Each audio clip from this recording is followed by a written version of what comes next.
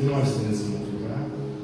Soberano Deus, aqui agradecemos, Senhor, em nome de Jesus, pela oportunidade, Pai, de mais uma vez poder, Senhor, aqui, Senhor, receber do céu, Senhor, aquilo ao qual o Senhor separou esta noite, através do nosso pastor, nosso irmão querido. Senhor, vemos a ele, Senhor, como ferramenta nas tuas mãos para nos dar, Senhor, aquilo, Senhor, qual o Senhor projetou para nos alimentar nesta noite, que possamos sair daqui, Senhor, avivados, Senhor, em nome de Jesus, renovado e fortalecido pelo poder que há na tua palavra, que as revelações do céu, Senhor, venham alcançar os vossos corações.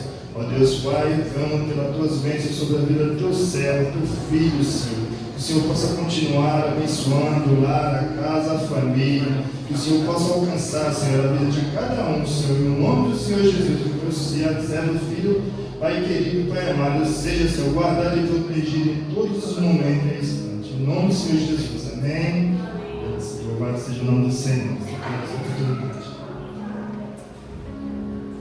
Aceitem a paz do Senhor Jesus. Amém. Pode se assentar, por favor. Eu quero louvar a Deus pela oportunidade e o privilégio de poder estar aqui nesta noite, neste culto. E como eu creio que todos que aqui estão podem perceber, esse é um daqueles cultos que não deveria acabar, né? É tão gostoso quando nós realmente abrimos o nosso coração. Eu confesso para vocês que é muito bom quando você chega num culto como esse, um culto de semana, que a igreja não está cheia. É bom ter a igreja cheia. A gente que é pastor, que é pregador, gosta de pregar para a multidão. A gente tem essa coisa. Mas quando você chega numa quinta-feira, que você está num culto, que você olha assim e tem alguns espaços, aí você vê Deus agindo. Você fala: Senhor, vieram nesta noite só aqueles que realmente têm um compromisso de encontro contigo. Aleluia. Sabe o que eu acredito? Nesta noite não tem nenhum espectador aqui. Não tem ninguém aqui que veio aqui hoje simplesmente para ver o que estava acontecendo, mas para participar do que está acontecendo nessa casa nesta noite. Não estamos aqui como Jeremias na casa do oleiro. E eu quero acreditar que você não está aqui porque o Senhor deu ordem a Jeremias dizendo: desce a casa do oleiro e lá eu vou falar com você. Mas ele desceu lá e ficou só observando. Em momento algum ele colocou a mão no barro. Em momento algum ele disse assim: deixa eu sentar nessa roda aqui para ver o que está acontecendo.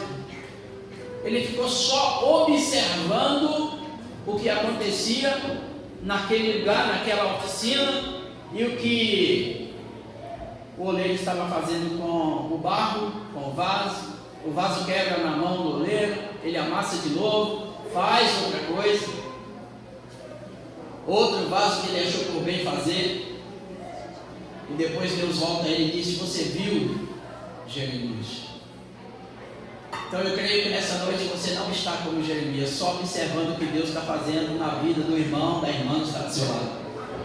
Você não está aqui só para olhar e dizer assim: estou vendo uma coisa muito interessante, Deus está usando, Deus está fazendo, olha o que Deus está fazendo ali com aquele. Mas você está aqui exatamente como ele disse: porventura não sois vós barro em minhas mãos? Então que possamos estar aqui exatamente nas mãos de Deus, que Ele seja o nosso oleiro. E se precisar Ele reconstruir na nossa vida, desconstruir para reconstruir, que assim seja. Que se faça a vontade do Senhor. Eu quero ser grato ao pastor Robério, a toda a equipe de obreiros, pastores, pelo privilégio de poder estar aqui com vocês nessa noite. Vendo o acontecimento deste culto, eu confesso para vocês que eu falo sempre para Deus: Deus, obrigado por eu ser teu filho, ter nascido praticamente num berço cristão, mas eu tenho um defeito que não tem como consertar. Eu sou pentecostal, mas não sou avivalista. Nasci numa igreja pentecostal, cresci pentecostal, mas não cresci avivalista. E quando eu vejo Deus trabalhando num culto como esse, um mover de Deus, como estava acontecendo há pouco instante aqui, eu falo: Deus, não tem outra pessoa para pegar esse culto e dar continuidade no que está acontecendo aqui, porque eu não sou avivalista. Às vezes Só para vocês terem noção, há poucos dias atrás, uma irmã aqui na Zona Leste, no Pantanal, ela insistiu muito para me pregar numa vigília. E eu disse: irmã, eu não vou. Eu não posso ir na sua vigília, porque todo mundo vai dormir, abrir a boca, bater cabeça, porque eu não sou avivamista. Mas eu quero crer que mesmo assim, Deus tem algo a nos dizer nessa noite. E eu espero que você me entenda. Se de repente você falar assim: puxa vida, eu não consegui dar um glória enquanto o pastor pregava, já estou te avisando. Eu vejo alguns cortes que os irmãos fazem aqui. Eu estava vendo o corte do irmão que pregou na semana passada aqui. Eu falei: Deus, é melhor eu nem ir lá. Estava tão gostoso, né? Tão maravilhoso. Mas eu creio que está no coração de Deus a nossa estadia juntos aqui nesta noite, em nome do Senhor. Culto vida. E eu gostaria, coloque aqui na tela, por favor, João 3,16. E vamos repetir isso junto, não precisa nem a gente abrir a Bíblia, mas eu quero que você repita, só para nós entendermos uma coisa muito interessante nesse texto. 1, 2, 3.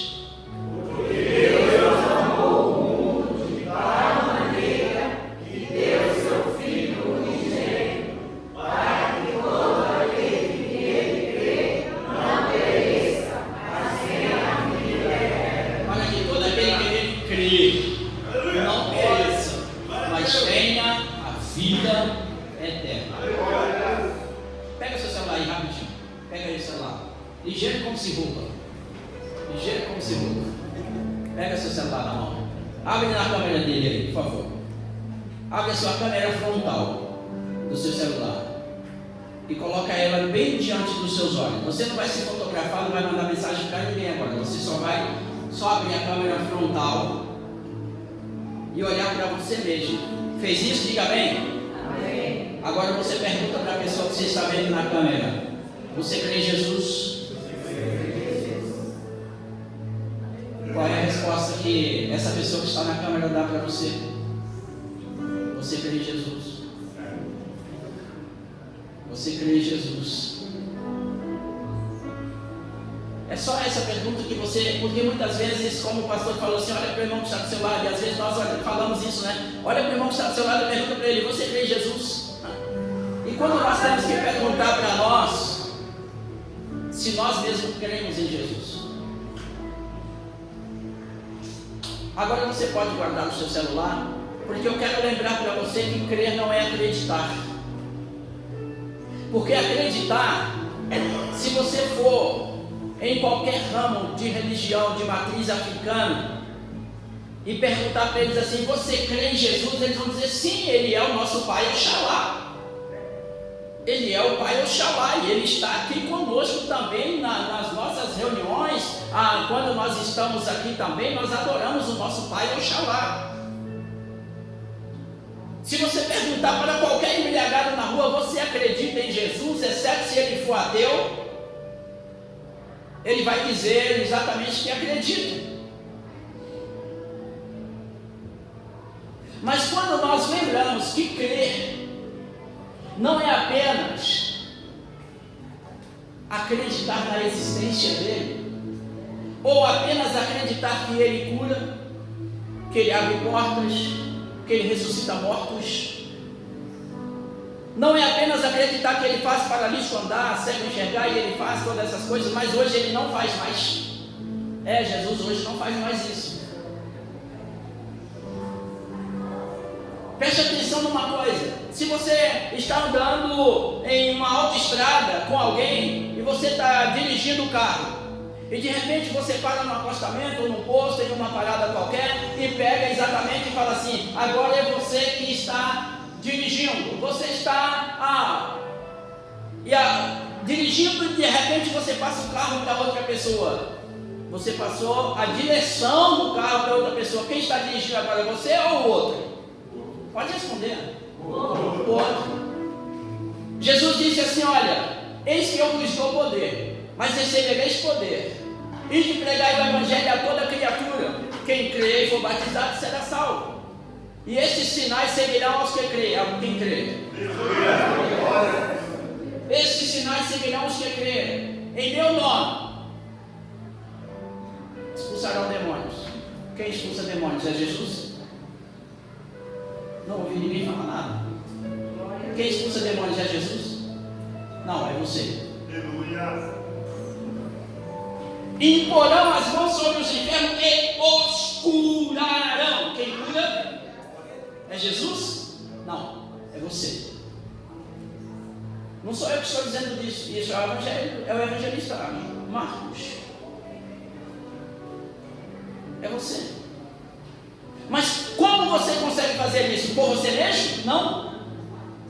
Você consegue fazer isso com sua própria autoridade? Não. Acontece que Jesus, enquanto ele estava aqui, era ele que estava dirigindo, era ele que estava na direção desses milagres. Mas agora ele passou a direção para mim, passou a direção para você. Direção essa que Eliseu já tinha, que Elias já tinha. Naamã vai até Eliseu e ele chega lá e diz assim, manda, ele vai até o rei em Jerusalém e diz assim, eu vim aqui porque a menina falou que se eu viesse aqui, eu ficaria curado. E aí o rei rasga a roupa e diz, porventura sou eu Deus? Se o rei não era Deus, Eliseu era? Não. Mas o que Eliseu diz? Manda ele vir até mim. E ele vai ver que tem profeta em Israel. Aleluia. E o cara é ousado. Pensa. Um camarada ousado a Eliseu. Naamã chega lá com toda a pompa, todos os presentes, a caravana inteira na porta. Aí ele diz assim, vai lá, Geazi, e fala com ele para lavar 7 vezes no Jordão. Geazi fala assim, Naamã, você é um leproso, fica longe. O profeta Eliseu disse para você ir lavar 7 vezes no Jordão. Ué, mas ele não vai sair para falar comigo? Não, tu está leproso. Ninguém se aproxima de leproso. Vai lá e lava. E ele ficou lá dentro. Não saiu. E quando nós olhamos para os milagres que tanto o profeta Eliseu como o profeta Elias faz, e eu estou começando a te falar do que é vida. Se eu sou homem de Deus, desça fogo do céu. Desceu. Se eu sou homem de Deus, desça fogo do céu de novo. Desceu. E quando ele dizer pela 3ª vez, se eu sou homem de Deus, Deus diz, não, para. Senão vai queimar muita gente. Vai com esses agora. O que eu quero dizer para você é que Deus te deu autoridade. E Jesus te deu autoridade. Se alguém te perguntar em nome de quem você veio orar por esse enfermo, em nome de Jesus. Quem te deu autoridade para você expulsar esses demônios? Jesus. Quem te deu autoridade para você mandar o paralítico andar? Jesus me deu autoridade e eu vou fazer isso porque eu estou autorizado a fazer. Você daria o seu carro para alguém que não tem habilitação? Se Jesus te deu, é porque você está habilitado a fazer. E como nós vemos nesta noite aqui, Deus nos amou de tal maneira, mas eu não quero falar desse amor. Ele deu o seu filho, mas eu não quero falar do filho também. O culto é vida, eu quero falar de vida. E às vezes nós cremos em Jesus apenas para solucionar nossos problemas e não para a vida. E nós precisamos entender uma coisa, que Ele veio aqui para que todo aquele que nele crer não morra. Perecer quer dizer morrer eternamente. Para todo aquele que nele crê, não morra, mas tenha vida eterna. Agora eu já te faço diretamente uma pergunta: qual é a vida que você tem? Qual é a vida que você tem agora? Você disse que crê. Então qual é a vida que você vive agora? Já é a vida eterna? Se você disser para mim que não, você já tem um problema. E por que temos um problema? Porque a vida eterna veio até nós. A vida eterna ela não está no mundo vindouro. A vida eterna não está lá na eternidade, mesmo ela sendo eterna. A vida eterna ela não está quando nós chegarmos nos céus e a partir de lá, ela não está no nosso pós-morte. Porque a vida eterna, ela depende da sua, da minha, da nossa vida na terra. Vida eterna depende da vida na terra.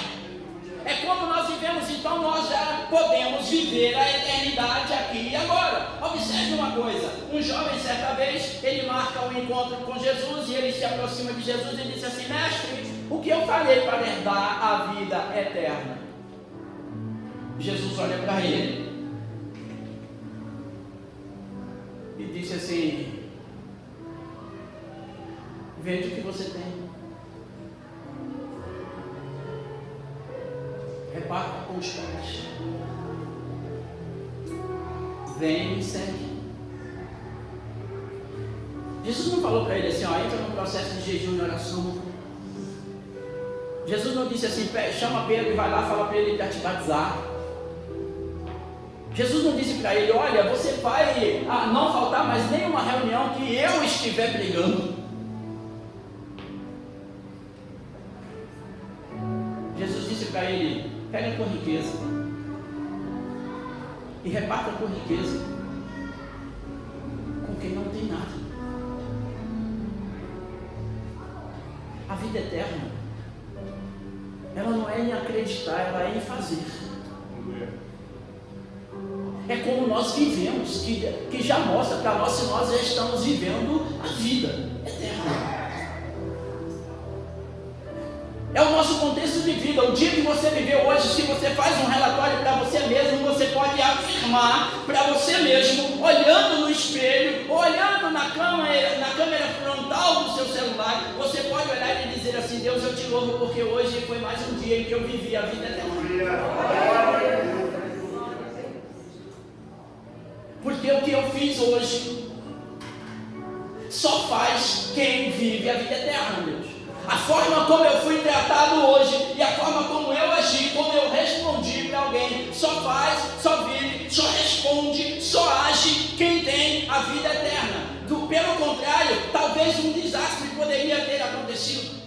A gente vê tantos vídeos, por exemplo, estava viralizando no Instagram um vídeo de dois homens num trânsito e de repente um sai da moto e acontece um acidente ali e eles começam a brigar e faz um ringue no meio da rua e um sobe no carro do outro, o outro sobe também, começa os dois a brigar em cima do carro, depois desce, briga no chão e aí você olha para aquilo e fala: quem tem vida eterna não age assim, não. Aleluia. Quem tem vida eterna não procede desse jeito. Ei, deixa eu te dizer que a morte de Jesus não foi para fazer de você um crente. Porque tem muita gente que, se você perguntar para ele qual é a sua religião, ele vai dizer: sou crente.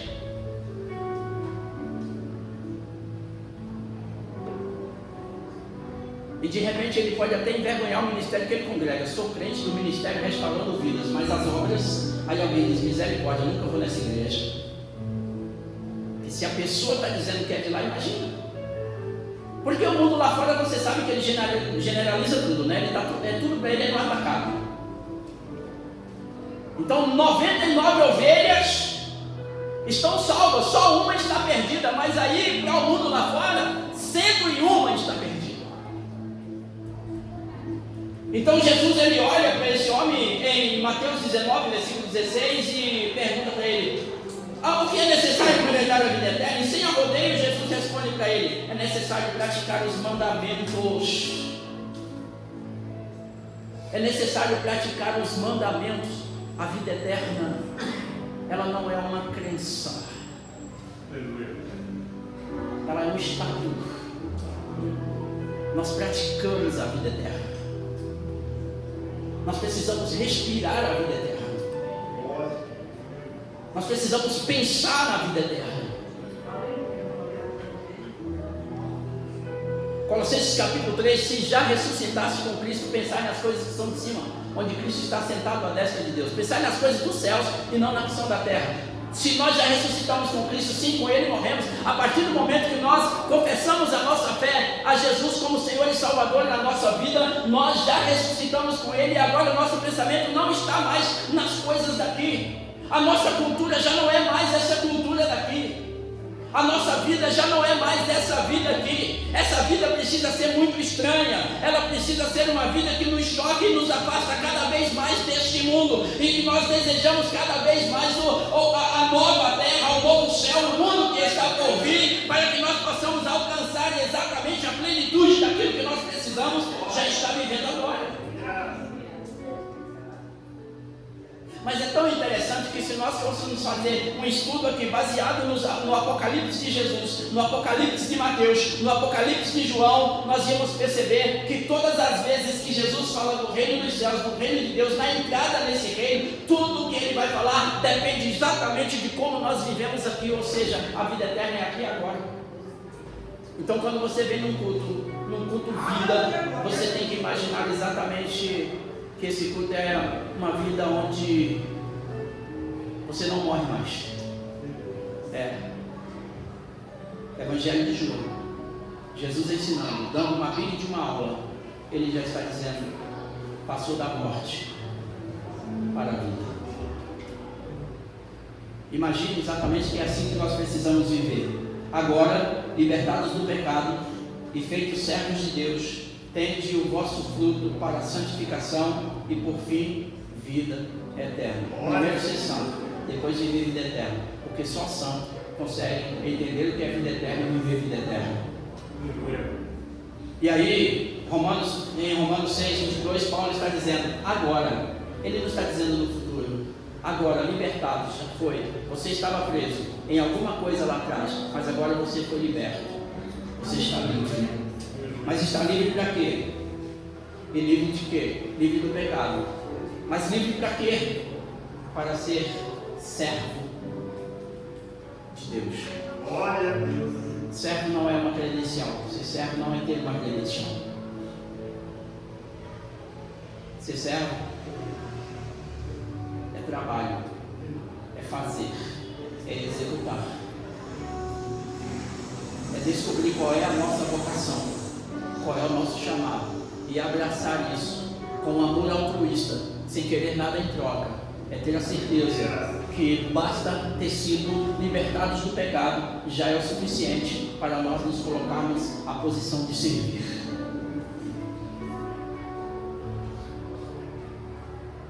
Você vive a vida eterna? O seu dia a dia condiz exatamente com a vida eterna? Porque Deus não nos chamou para imundice. Deus não chamou para nós imitarmos o mundo.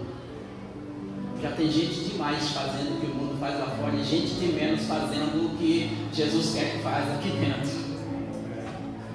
E às vezes nós queremos nos dar tão bem lá fora, né? Às vezes a gente não quer ser ridicularizado lá fora. E aí a gente dá um jeitinho de parecer um pouco lá.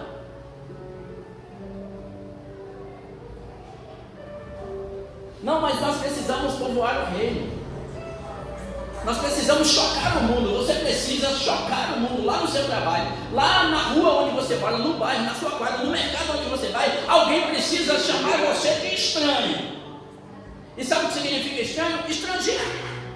Ou seja, eu não sou daqui, pra casa voltarei, ele vem me buscar, e com ele eu irei. Eu não sou daqui, sou estrangeiro. Você é estranho, né? É crente? Mais que isso.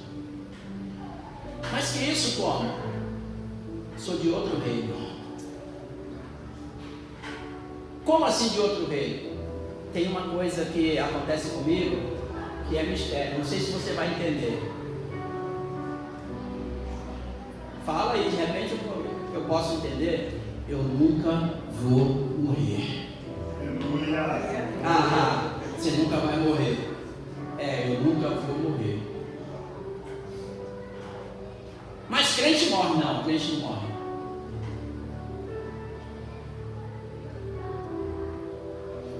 Eu me lembro na minha infância que tinha uma música que dizia assim, ó: não se pode matar um crente, quem é salvo não morre não, ele sobe à presença de Deus para receber seu galardão. E por aí vai. Não, se Jesus afirmou que nós passamos da morte para a vida, porque a morte não é o que nós vemos aqui agora, não é os corpos que vão para o sepulcro. Existe uma ressurreição para estes corpos, para a vida eterna, para a plenitude da vida eterna ou para a perdição eterna. Existe uma ressurreição para todos que estão no cemitério ou no vaso, lá na estante de casa, porque está só a cinza. Mas existe uma ressurreição. Existe uma ressurreição para os que morreram em alto mar e não foram resgatados de lá. Existe uma ressurreição. Existe uma ressurreição para os que desapareceram, foram mortos e estão sepultados em alguma mata por aí afora. Existe uma ressurreição. Mas quando Jesus está dizendo que nós não morremos mais, que nós passamos da morte para a vida, é porque existe uma morte chamada lago de fogo, que é a segunda morte, e para essa morte não há ressurreição. E Jesus olha nos nossos olhos e diz assim: você está livre desta morte, você vive eternamente. Você vive.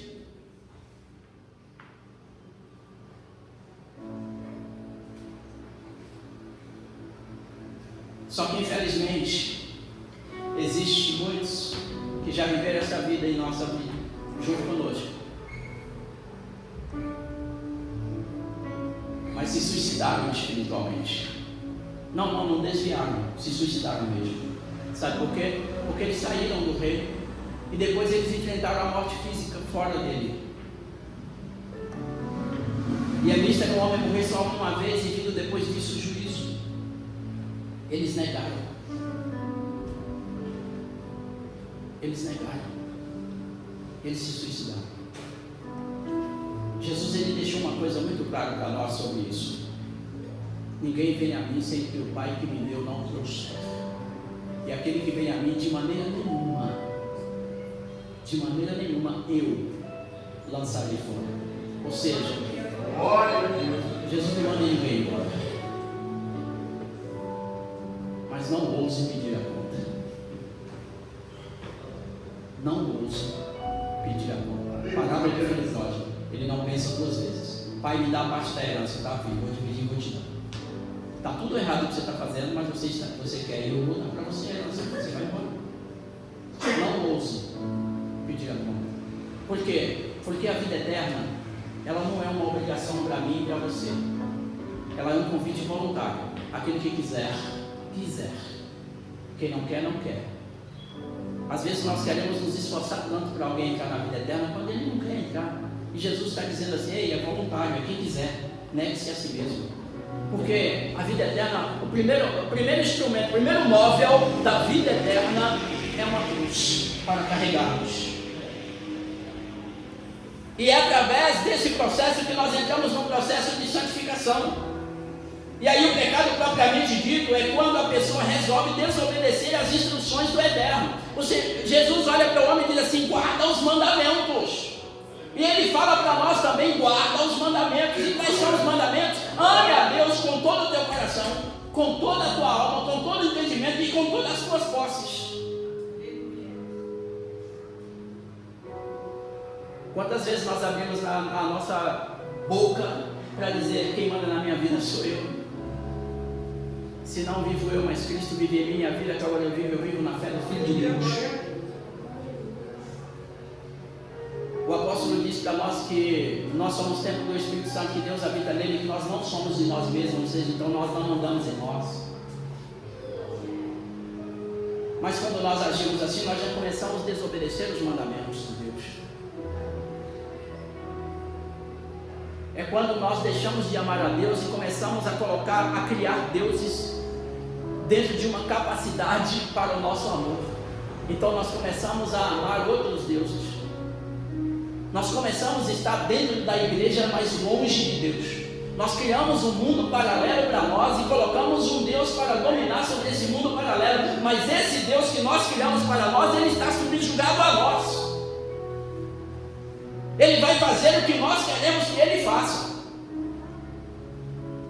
É para Ele falar o que nós queremos que Ele fale.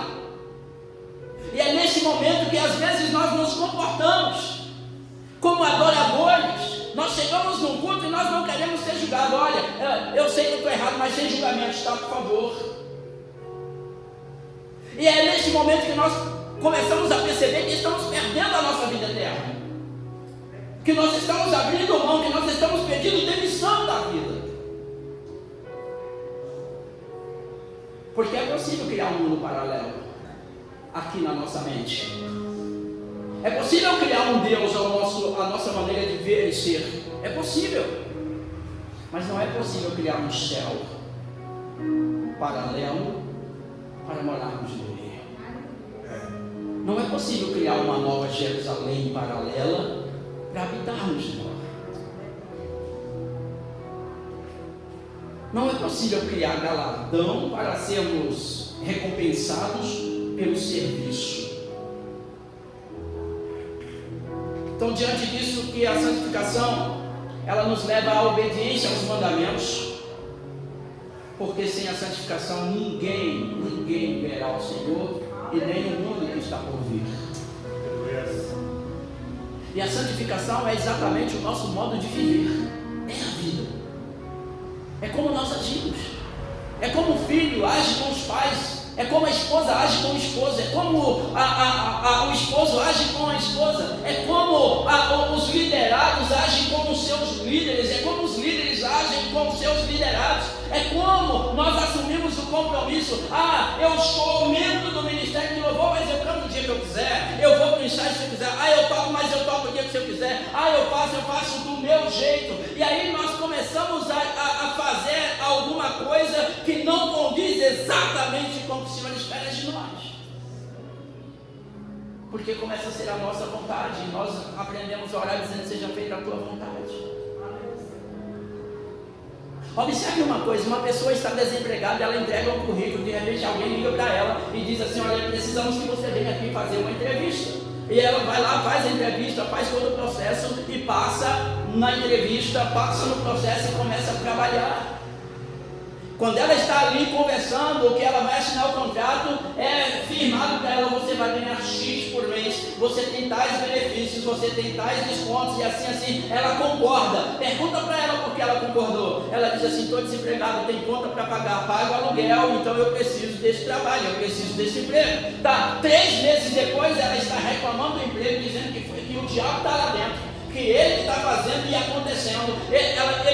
Deus já não é mais honrado pela boca dela, porque ela começa a falar mal de um para o emprego, para o outro, e fala mal do outro, e fala mal do supervisor, fala mal do gerente, fala mal do diretor, e fala mal de um, e fala mal do outro, e fala: eu não vejo a hora, eu acho que eu vou pedir a conta desse emprego. Satanás está aqui em cada canto desse lugar.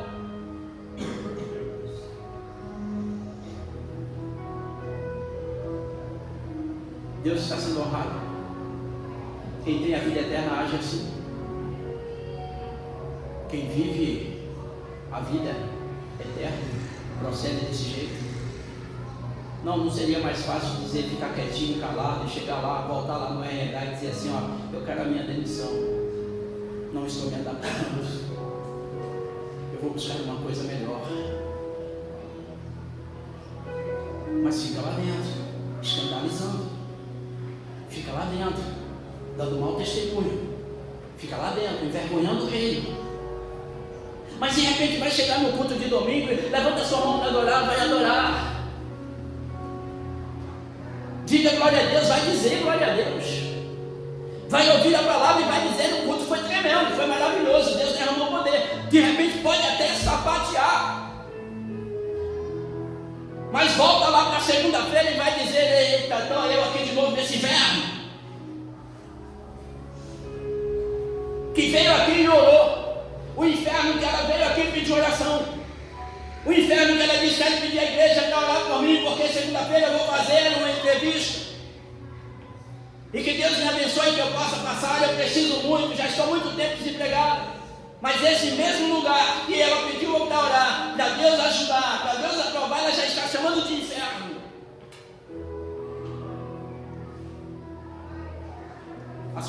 estava bem para o irmão Jacó, e eu estou falando de vida.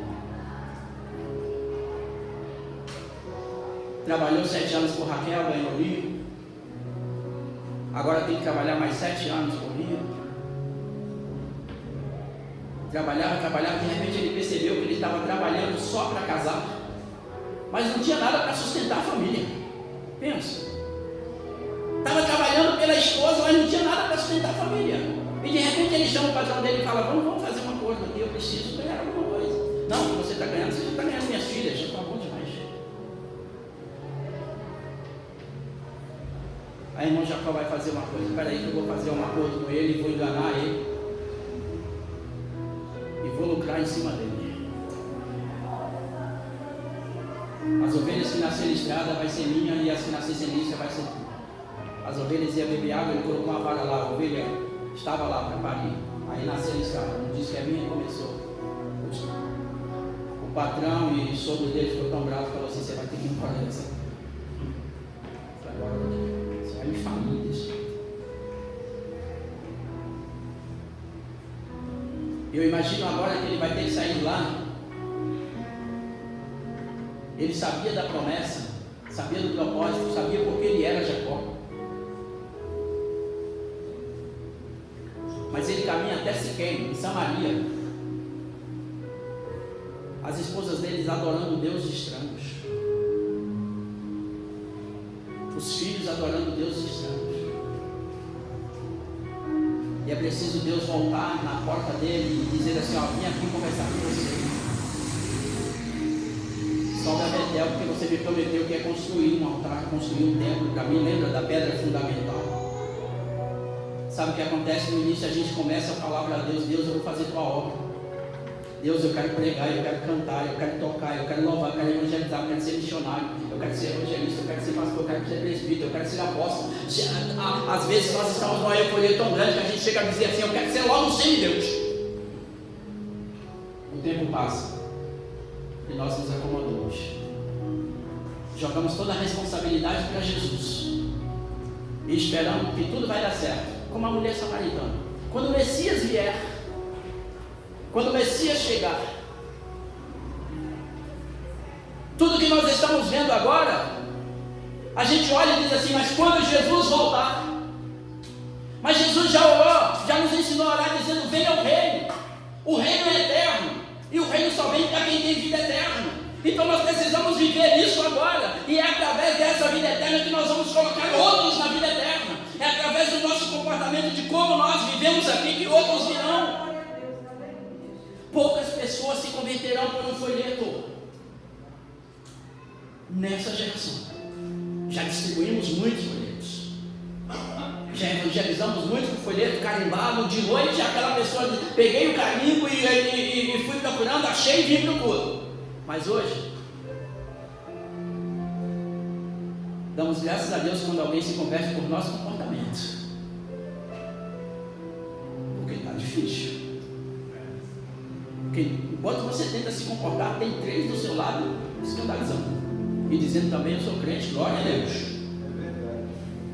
Eu sou crente, aleluia. E as pessoas, se tem 3 lá, estão olhando. Aí você vai falar assim: olha, Jesus e tal. Mas do que você está falando? Você também é crente? Porque aqueles 3 ali, eu estou falando de vida eterna. E eu estou dizendo que ela não está lá no futuro. Eu estou dizendo que ela está aqui agora. Ela está neste culto, nessa noite. A forma como nós nos comportamos nesse culto, a forma como nós nos comportamos como saindo daqui, a forma como o esposo vai tratar a esposa quando chegar em casa, a forma como os filhos serão tratados quando chegar em casa, vai revelar para nós a vida eterna. Muitos tendem a dizer que para herdar a vida eterna não é necessário realizar boas obras. Como não? Não, as boas obras não salvam ninguém, é verdade. Eu concordo plenamente com você, porque é pela graça que nós somos salvos. E isso não vem de nós, é dom de Deus. Mas depois da salvação, quando nós lemos o texto de Efésios, que muitas pessoas gostam de citar para dizer que boas obras não salvam, que obras não salvam ninguém, mas nós somos feituras tuas geradas em Cristo Jesus para praticar boas obras. Depois da salvação, elas são muito necessárias, são muito importantes, e elas revelam quem nós somos. Salvação, boas obras não gera salvação, mas salvação gera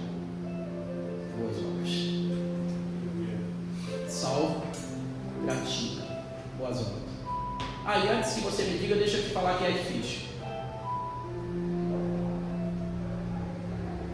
É matar um leão por dia? É engolir sapo com a perna aberta? É. Mas tem que acontecer. Nós aceitamos isso, ser. Nós aceitamos fazer, praticar.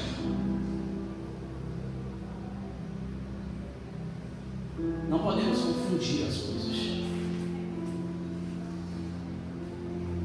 Alguém tem que dar uma fechada em você na rua e você dizer: Senhor, obrigado pelo livramento.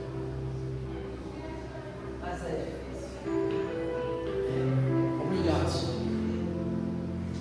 Alguém tem que xingar você, amaldiçoar você, e a Bíblia diz assim: abençoe quem te amaldiçoa. Você tem a vida eterna, ele não. Então alguém tem que dizer assim: amaldiçoado seja, você diz: abençoado seja. Alguém diz: eu te amaldiçoo, ele diz: eu te abençoo, em nome de Jesus. Boas obras pós-salvação é se o teu inimigo tiver fome, se ele tiver sede, se ele te pedir a capa, dá a camisa também. Pediu para andar 1 quilômetro, vai 2. Porque se você fizer isso, você é parecido, semelhante ao seu Pai. Você está obedecendo ao seu Pai que está no céu. Jesus, eu saí do céu, o Senhor me perdoa. A misericórdia que a mãe confessa e deixa. Não adianta a gente chegar aqui, pedir perdão e depois voltar e praticar de novo. Pede perdão, pratica de novo. Não estamos no tempo da lei. Não estamos na antiga aliança. Peguei e pecou, mata o carneiro. Resolve. Volta, peca de novo, mata o carneiro. Enquanto tiver carneiro, você pode pecar. Agora depois que os carneiros acabar, acabou. Eis aí o Cordeiro de Deus que tira o pecado do mundo. Morreu uma vez só. Agora é assim. Temos que confessar e deixar. Deixar as coisas para trás e caminhar para o alvo. Salvação não pode ser confundida com vida eterna. Pensando que isso é a mesma coisa, não é. Não é. A salvação é apenas a libertação do nosso corpo do cativeiro do pecado. Sabe o que é a salvação? É quando Jesus nos pega lá no mundo e coloca-nos de frente com a porta estreita. E do outro lado da porta estreita tem um caminho estreito para percorrer. E nós vamos caminhar nele, sem desviar nem para a direita, nem para a esquerda. Isso é a vida eterna. A salvação foi proclamada por Cristo lá na cruz do Calvário. Mas esse mesmo Cristo, que no Calvário padeceu para que fossemos salvos, diz assim: nem todos que me dizem Senhor, Senhor entrarão no reino dos céus. Alguém sabe completar esse versículo em alta voz? Nem todos que me dizem Senhor entrarão no reino dos céus, mas somente aqueles que fazem a vontade do meu Pai que está no céu. Quanta gente foi salvo, quanta gente que roubava e não rouba mais, quanta gente que prostituía, adulterava, matava, xingava e não faz isso mais, mas também não faz a vontade do Pai. Simplesmente só deixou de praticar as coisas erradas. Tem muita coisa que nós praticamos lá no mundo que nem precisávamos estar aqui para parar de praticar. Basta a gente ter ética, moral. Uma certa pessoa chegou uma vez e eu estava na porta da igreja, pastor Alberto, e ele chegou e falou assim: pastor, ora por mim para me parar de fumar. Eu disse: não, ora não. Ora não. Mas pastor, o senhor não vai olhar por mim? Eu falei: você orou para começar a fumar? Você orou para começar a fumar? Não, eu falei: eu não preciso orar para você começar a fumar. Sabe por quê? Vai lá no médico. E o médico fala assim: você tem 3 meses de vida, você está com câncer no pulmão, tem 3 meses de vida, que você volta de lá jogando tudo quanto é cigarro fora. Porque você não quer morrer. Sabe o que eu quis dizer daquele homem? Eu ia olhar por ele, ele ia parar de fumar, mas talvez não parasse de beber, de se embriagar. Talvez não parasse de xingar palavrão. Talvez ele não parasse de olhar as mulheres na rua e desejar quando não é a mulher dele. Então adiantaria ele só parar de fumar? Resolveria ele só parar de fumar? Que bem faria ele para o reino dos céus só parar de fumar?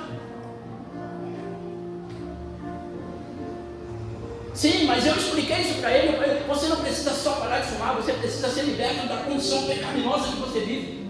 E fumar é só uma delas. Você precisa reconhecer Jesus como seu Senhor e Salvador. Você precisa ser discipulado. Você precisa viver santificação. Aleluia. Não, mas eu não quero ser crente não. Então eu falei, então vá, se embora. Não dá nem para falar para vai com Deus. Não dá. Vai-se embora. Porque muitos estão negando, dizendo, eu só quero os bens dessa vida. O apóstolo Paulo diz que se nós esperamos por ele somente nessa vida, nós somos os mais miseráveis dos homens. Se você vem no culto só para ser curado, você faz parte do grupo dos mais miseráveis dos homens. Se você vem no culto só para Deus falar que tem uma porta aberta para você amanhã, você faz parte do grupo dos mais miseráveis dos homens. O que nós repetimos nessa noite, Deus amou o mundo de tal maneira que deu seu Filho unigênito para que todo aquele que nele crê não pereça, mas tenha um carro do ano. Quem diz amém?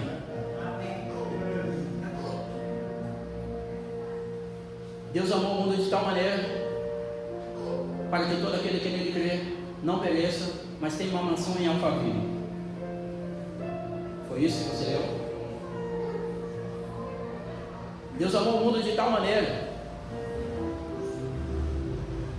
que deu seu Filho para que todo aquele que nele crê não pereça, mas nunca adoeça. Foi isso que você leu?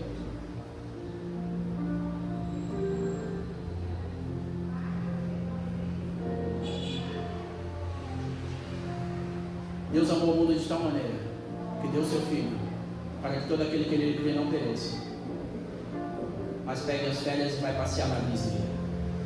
Foi isso que você leu? Sabe o que eu estou dizendo para você? Que muitas vezes nós viemos aqui e gastamos um tempo de culto para pedir aquilo que o ateu já tem. Uma mansão em Alphaville, passeio na Disney, um carro voador. Ele não adora a Deus, ele não serve a Deus. E ele tem isso. Ah, mas foi o diabo que deu, não sei. Só sei que ele tem. De repente nem foi o diabo que deu, de repente ele trabalhou. De repente ele estudou, fez uma boa faculdade, ganhou um bom salário e comprou. Mas uma coisa eu tenho certeza que o dinheiro dele não compra, que a riqueza dele não compra. E é o que nós nos reunimos nessa noite para ter a convicção de que nós temos a vida eterna. Para que todo aquele que nele crê não pereça, não morra eternamente, mas tenha vida eterna. E é isso que nós temos. E é isso que nós precisamos viver. E é isso que nós temos que apresentar para eles. Eu costumo dizer exatamente que um ateu tem toda a razão em ser ateu. Porque Deus não vai se materializar para provar para ele que ele existe. Assim como o amor não é materializado, assim como o vento não é materializado, assim como nenhum sentimento. Qual é a cor da sua tristeza? Qual é a cor da sua alegria? Ah, a sua alegria. Hoje é dia da felicidade, né? Não acabou o dia ainda, então hoje é dia 20, é dia da felicidade, né? O Brasil está no 38º país de um povo feliz. Claro, baseado exatamente nos conceitos da ONU, porque nos conceitos de Jesus, né? Felizes são os que choram, os que têm fome e sede. Nós não sabemos a cor dos nossos sentimentos. Então Deus não vai se materializar para provar para ninguém a existência dele. Então ele precisa experimentar. Então ele está dizendo que ele não crê em algo que ele nunca experimentou. É a mesma coisa. Se você chegasse para alguém e falasse assim, eu não como tal coisa. Eu falo para as pessoas uma coisa, por exemplo, eu não como carne vermelha. E as pessoas dizem, mas você pelo menos já experimentou? Eu falo, já experimentei, não é gostoso não. Não é gostoso não. Mas às vezes nós olhamos para uma coisa e falamos assim, quem come barata aqui? Quem come barata? Ninguém come? Porque é ruim. Você já experimentou? Não, se tivesse um chinês aqui e falasse, você come barata, ele ia levantar a mão, come espetinho de barata. E é gostoso. Então muitas vezes nós não experimentamos, e Paulo nos convida a experimentar essa vontade de Deus que nos leva, que nos revela a vida que nós vivemos aqui, ela sendo vida eterna. Precisamos viver e ter essa convicção, essa certeza de que nós vivemos essa vida aqui. Então, diante disso, uma vez libertado do cativeiro do pecado, porque quem está no cativeiro peca por hábito, tem prazer em pecar. Libertos do cativeiro significa que nós não estamos mais presos, mas também não significa que não pecamos mais. Só significa que quando pecamos nós nos arrependemos. E eu quero acreditar que todos que estão aqui agem exatamente assim. Então, quando nós desprezamos os mandamentos de Deus,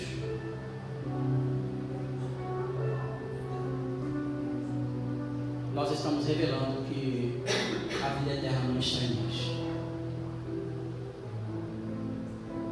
Eu quero fechar dizendo que aquele jovem, quando Jesus fala para ele sobre os mandamentos, aí ele diz assim: eu faço isso desde a minha mocidade.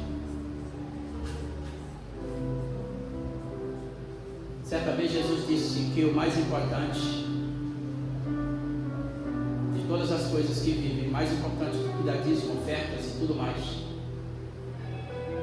a justiça, a fé e a misericórdia. Faltava uma coisa naquele homem: misericórdia. Faltava uma coisa nele: compaixão. Você obedece os mandamentos todos desde a minha mocidade. Jesus olha para ele e diz assim: então vai lá, reparte o que você tem com os pobres, conjecturando aqui direto. O que nós fazemos pelos pobres que precisam de salvação, dentro desse contexto de vida eterna? Qual é a nossa importância? Você já percebeu que o crente ele tem uma coisa de que, já orei por fulano, ele não quer se converter, então se dane. É um povo de coração duro. E a gente sempre vai encontrando adjetivos para colocar nas pessoas que estão no cativeiro do pecado. Presa, quem está no cativeiro está sequestrado. Quem está no cativeiro está aprisionado. Como? Ele vai sair de lá? Se ele sair de lá estando preso, é fuga. Escrevendo a igreja de Filadélfia, ele disse: eu tenho a chave que abre e ninguém fecha. Então a libertação deles estão conosco, está nas nossas mãos. Eu comecei dizendo que somos nós, porque temos autoridade para fazer. Então, queridos, a vida eterna não é ficar esperando Jesus voltar, não. A vida eterna é quem somos hoje, é quem somos agora. Olha Jesus, imagine Jesus dizendo: vinde benditos do meu Pai, possuir por herança o reino que está preparado desde a fundação do mundo. Eu tive fome, eu tive sede, eu estava nu, eu fui estrangeiro, eu estava doente, eu estava preso, e vocês fizeram o que tinham que fazer. Quando, Senhor? Quando fizeste a um dos meus pequeninos.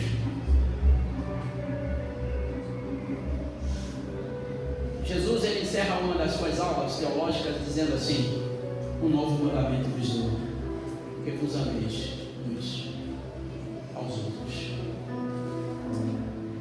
Deixa eu te perguntar uma coisa: qual é a importância desta pessoa que está do teu lado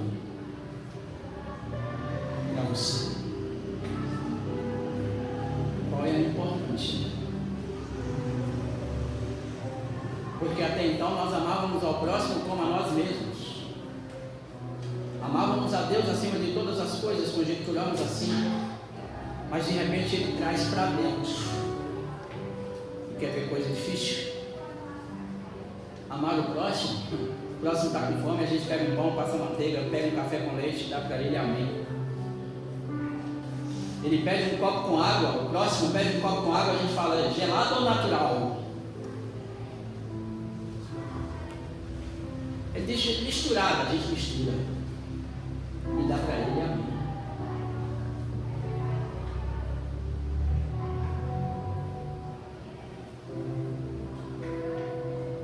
sei que você já conhece, mas dá uma olhadinha para essa pessoa aí que está ali do seu lado aí. Olha, só olha nos olhos dela assim para mim. Se essa pessoa um dia machucar você,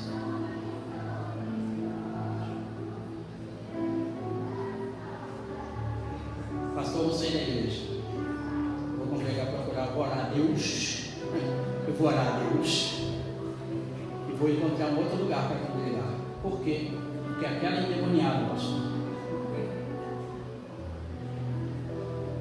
falou que eu não sei cantar.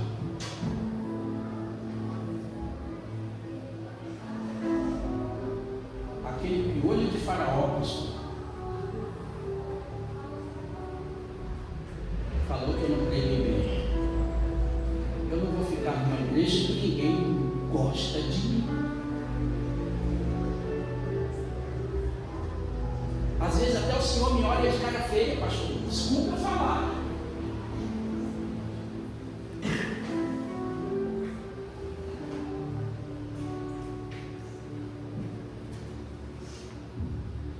E aí Jesus disse: eu vou te dar uma tarefa difícil, um mandamento difícil. Amém uns aos outros.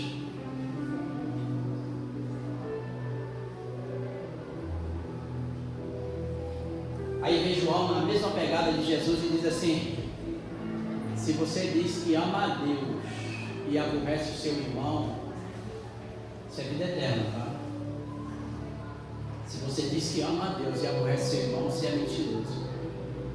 Porque se você não ama o seu irmão que você vê, imagine a Deus que você não vê. Imagine a Deus que você não vê.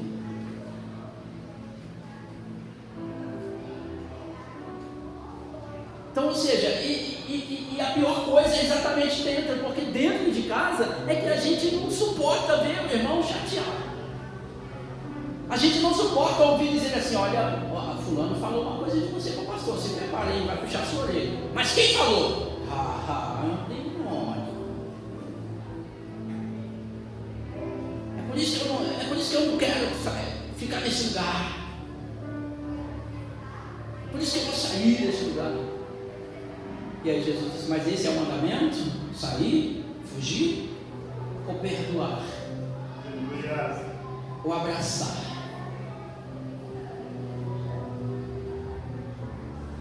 Ah, Jesus, mas tem misericórdia, a pessoa está há 10 anos na igreja e não se converte nunca. Está 10 anos na igreja, mas não andou pessoalmente com Jesus, andou? Está 20 anos na igreja, mas andou pessoalmente com Jesus, viu Jesus ao vivo e a cores? Não. Mas Pedro viu. Pedro viu, conversando com Jesus por cima do ombro de Jesus. Estava ali olhando nos olhos dele. E Jesus olha e chega para ele e diz assim: quando você se converter, confirma isso aos seus irmãos. Como assim andou pessoalmente com Jesus e não era convertido? E a gente quer que quem anda pela fé seja convertido na primeira semana. A vida eterna é um processo, é uma porta estreita, um caminho estreito que nós estamos caminhando nela. Aleluia. Estamos caminhando nela. E eu gostaria muito que nós estivéssemos aqui num culto daquele que dura 3 dias sem parar, para nós entendermos exatamente quando Jesus fala que a vida eterna é conhecê-lo, quando Jesus fala que a vida eterna é comer do seu pão, da sua carne e beber do seu sangue, que a vida eterna é internalizar a palavra, ou seja, está em tudo que nós praticamos. Então que hoje nós possamos tomar uma decisão de que a nossa vida eterna está aqui e agora, não está lá na frente, quando Jesus chegar, que nós vamos entrar nela, não. Nós precisamos já ir para ela agora. É o que nós fazemos aqui. E ainda que você esqueça tudo que eu falei nesta noite, mas eu quero dizer para você que a vida eterna depende da sua vida na terra. É como nós vivemos aqui que nós vamos entrar lá. É como nós vivemos aqui que podemos não entrar lá. Senhor, mas em teu nome eu preguei na Restaurando Vidas. Senhor, em teu nome eu expulsei demônios. Em teu nome eu preguei, eu curei enfermos, eu expulsei demônios. Até profetizei em teu nome. Não vos conheço. Não vos conheço. Por que, Senhor, tu não me conhece? Porque você pregou, expulsou demônios, você profetizou, mas não fez a vontade do meu Pai que está nos céus. É outra coisa. O púlpito é uma bênção, mas nós somos de verdade embaixo dele. Quando nós descemos aqui, é maravilhoso vir aqui e pregar, é gostoso. Como eu disse para você, não sou avivalista, mas como vai ser essa palavra para mim depois que eu descer daqui? Qual o testemunho que os meus filhos dariam de mim se eles estivessem aqui nesta noite? E se você chegasse para minha esposa e perguntasse para ela como que eu sou em casa, e de repente ela começasse a contar a história e você falava assim: não é verdade. O que ele pregou na nossa congregação é totalmente diferente. Não profetizamos nós em teu nome, Senhor? Não expulsamos demônios? Não curamos enfermos? Mas você amou o seu irmão?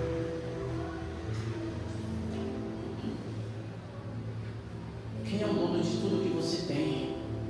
Ame o Senhor teu Deus com todo o teu coração, toda a tua alma, todo o teu entendimento, todas as tuas posses. Não temos nada, tudo é dele, somos apenas administradores. Reclina a sua cabeça um instante, por favor. Eu não quero orar por você nesse instante, não. Eu quero que você ore, olhando exatamente para dentro de você, para que você se pergunte: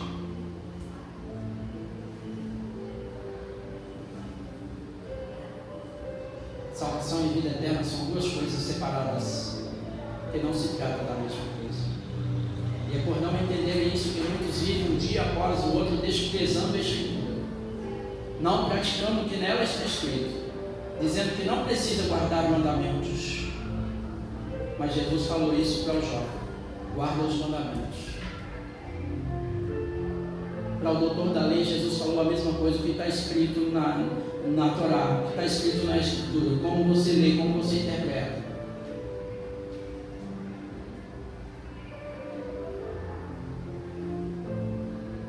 Então sim, se Ele nos deu mandamentos, é para guardar. E a pergunta que nós fazemos agora para nós: eu daqui, você dali, eu tenho procurado, com a ajuda do Espírito Santo, praticar a vida eterna em mim? As pessoas têm olhado para mim e têm visto a vida eterna em mim? O mundo me vê como estranho, como estrangeiro?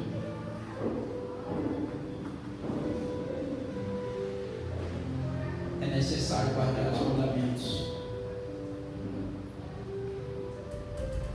O jovem responde com alegria que guardou, mas para a surpresa dele, Jesus mostrou que ele estava transgredindo um dos princípios mais importantes da Escritura Sagrada: a misericórdia. Como está a nossa misericórdia? Deus, eu observo aqui. Eu paro aqui, Senhor. Mas eu sei que o Espírito Santo continua, porque muitas ministrações ainda virão dentro desse tema. Muitas já passaram, muitos dos teus filhos e filhas já passaram por este púlpito e já ministraram sobre vida. Eu tenho certeza que hoje é apenas mais uma lembrança de que a nossa vida eterna depende de como vivemos a vida na terra. Ela está balizada no que nós vivemos aqui. E é como vivemos aqui que revela se entraremos no reino ou ficaremos fora dele. E eu sei que o teu Espírito está conosco, e como ele ministrou na nossa vida nesta noite, no início deste trabalho, é exatamente provando que ele está conosco para nos ajudar nesta caminhada, para nos guiar, para nos dar direção, para que possamos ter a convicção a cada dia, no final de cada dia, que possamos olhar para nós e fazer um relatório da nossa vida. E quem sabe precisamos fazer um processo de conversão naquele momento, dizendo: Deus, me perdoa, porque hoje eu falhei no meu contexto de vida eterna. Hoje eu respondi mal a alguém. Hoje eu tratei alguém de maneira que eu não poderia tratar. Hoje eu não amei o próximo como a mim mesmo. Senhor, me perdoa, porque eu estou magoado com meu irmão. Eu não amei o meu irmão como o Senhor me amou. E eu sei que isso não faz parte da vida eterna. Que possamos, Deus, orar todos os dias, pedindo ao Senhor: perdoa as nossas dívidas como nós perdoamos quem nos deve. E, Senhor, que cada coração presente nesta noite, neste culto, possa sair daqui dizendo: Deus, eu quero cada dia te representar. Eu quero que alguém glorifique o teu nome através da minha vida, porque agora a vida que eu vivo é a vida do teu Filho, e essa vida é eterna, porque eu o conheço e o recebi como meu Senhor e Salvador. Bendito seja o nome do Senhor nosso Deus, hoje e sempre. Amém. Glória seja ao nosso Senhor. Você pode aplaudir Jesus.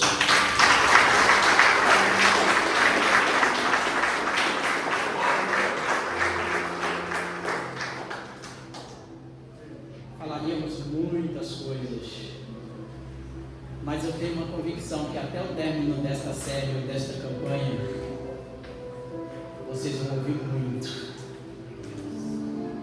porque eu tenho certeza que esse é um despertamento para restaurando vidas, e todos que vêm aqui nesses cultos congregados para prestar atenção na vida eterna. Bendito seja o Senhor por mim.